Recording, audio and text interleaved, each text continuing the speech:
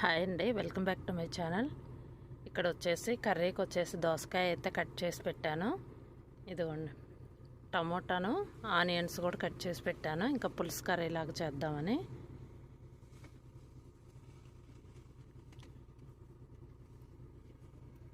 ఇంకా 2 కాయలు అయితే ఉన్నాయి. అవి ఒకటైతే కట్ చేసి పెట్టాను, ఇంకొకటి ఉందన్నమాట.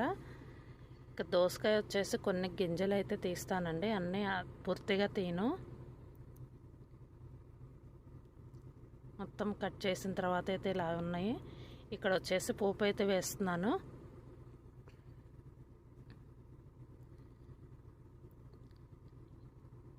ఇవి కొంచెం వేగిన తర్వాత ముందుగా వచ్చేసి టమోటాను ఉల్లిపాయ ముక్కలు కూడా వేస్తాను.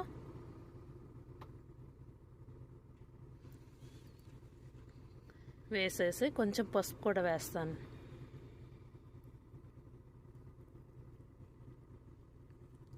ఇవి కొంచెం దోరగా వేగిన తర్వాత ఇంకా దోసకాయ ముక్కలు కూడా వేసుకుంటే సరిపోతుంది.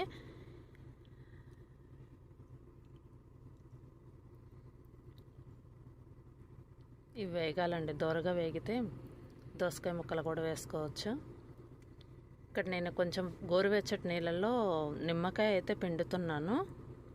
ఇంకా డే బై డే 2 డేస్కి ఒకసారి ఏంటంటే ఇంకా నిమ్మకాయ పిండుతుంటాను అనమాట.